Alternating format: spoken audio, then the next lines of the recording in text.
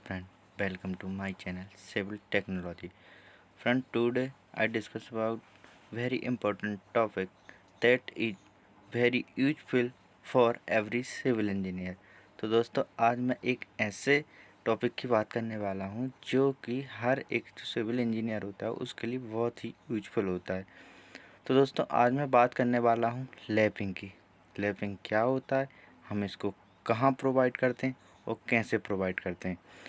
तो दोस्तों जो लैपिंग होता है वो हम नॉर्मली कॉलम में प्रोवाइड करते हैं। और हम इसको क्यों प्रोवाइड करते हैं, क्या होता है कि दोस्तों कि हम कई बार मतलब जो हमारा सरिया रहता है वो सरिया के हमारा लेंथ हमको जितनी लेंथ चाहिए होता है उतनी लेंथ नहीं होती है, उससे थोड़ी कम होती है। तो हम लोग ऐसी कंडीशन में क्या करते हैं कि जो हम लोगों के पास दूसरी सरिया होती है उस सरिया को यहाँ पे जॉइन कर देते हैं। तो दोस्तों हम जो सरिये को जॉइन करते हैं इसी प्रोसेस को हम लोग लैपिंग बोलते हैं। अब आप सोच रहे होंगे कि लैपिंग हम लोग करेंगे कैसे। तो दोस्तों हम जो जो लैपिंग करते हैं वो एक फार्मूला होता है, उसके अकॉर्डिंग हम जो लैपिंग की जो लेंथ होती है उसको निकालते हैं और उसके आधार पे हम लोग देखते हैं कि हम लोगों को कितनी लैपिंग प्रोवाइड करना है। तो दोस्तों यहाँ पे आपको जैसा कि फिगर में दिख रहा है कि जो लैपिंग लेंथ इक्वल टू होती है वो होती है 50D। अब आप सोच रहे हैं यहाँ पर डी क्या होगा। तो दोस्तों यहाँ पे जो डी होगा वो होगा हमारी जो स्टील बार होती है उसका डायमीटर। हमारा स्टील बार का डायमीटर कितना है वो हमको यहाँ पे डी होता है। तो दोस्तों यहाँ पे आपको दिख रहा है कि जो अपर डायरेक्शन है उसमें smaller diameter D equal to 60 mm का बार यूज किया हुआ है और जो लोअर डायरेक्शन है वहाँ पे larger diameter D equal to 20 mm का हम लोगों को जो स्टील बार है वो प्रोवाइड किया गया है।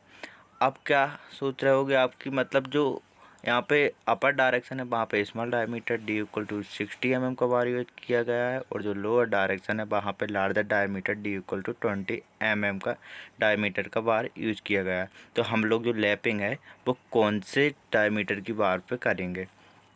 तो इसके लिए एक फार्मूला होता है कि हम लोगों को कौन सी कंडीशन में कौन सी जो स्टील बार होती है उसकी लैपिंग करना चाहिए।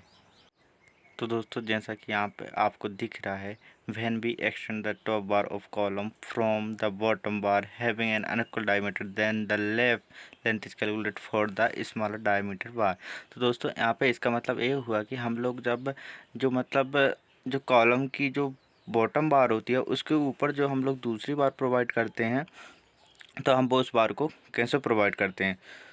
तो यहाँ पे आपको एग्जांपल के तरीके मैं आपको बताना चाहूँगा कि if the upper bar of 60 mm diameter is left with a lower bar of 20 mm diameter and if left length is taken H 50D then.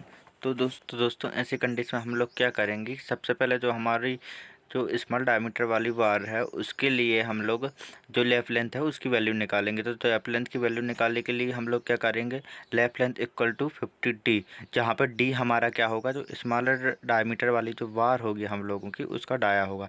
तो हम लोग क्या कर देंगे यहाँ पे 50 × 16, 50 और 16 का जब हम मल्टीप्लाई करेंगे तो इसकी वैल्यू जो हमारे सामने आएगी वो आएगी 800। इसी प्रकार हम लोग क्या करेंगे, जो हमारी लार्जर डायमीटर वाली बार होगी उसके लिए हम वैल्यू कैलकुलेट कर लेंगे। तो जब हम इसके लिए वैल्यू कैलकुलेट करेंगे तो इसकी वैल्यू होगी 50 × 20। तो इन दोनों को जब हम मल्टीप्लाई करेंगे तो इसकी वैल्यू निकल के आएगी, वो आएगी 1000। तो इन दोनों में से हम लोग कौन सी वैल्यू का कैलकुलेशन करेंगे, इन दोनों में से हम लोग जो स्मॉलर वैल्यू होगी उस वैल्यू का कैलकुलेशन करेंगे, क्योंकि ऊपर बताया गया है कि calculate for the smaller diameter bar. तो इस कंडीशन में हम लोग जो स्मॉल डायमीटर वाली बार होगी उस बार को ही हम लोग यहाँ पे कैलकुलेट करेंगे और हमारे जो लार्जर डायमीटर वाली बार का जो मतलब वैल्यू आएगी उसको हम यहाँ पे नेगलेक्ट कर देंगे। तो दोस्तों अब मैं आपको यहाँ पे बताऊँगा कि हम लोग जो मतलब लैपिंग करेंगे वो कैसे करेंगे और मतलब किस टाइप से करेंगे। तो दोस्तों यहाँ पे आपको दिख रहा है कि फर्स्ट वाले फिगर है वहाँ पे मतलब जो लैपिंग की हुई है वो मतलब गलत की गई है, इसलिए उस पर मतलब कट का निशान लगा हुआ। और जो सेकंड वाला मतलब डायग्राम आपको दिख रहा है उस पर जो लैपिंग की गई हो वो एक मतलब प्रोफेशनल तरीका है लैपिंग करने का। इसी टाइप के हम लोगों को लैपिंग करना है। तो यहाँ पे आपको दिख रहा है कि मतलब फर्स्ट वाला तरीका है, इसमें कट का निशान लगा हुआ है। तो मतलब इसका कारण क्या है कि इस पे कट का निशान लगा हुआ।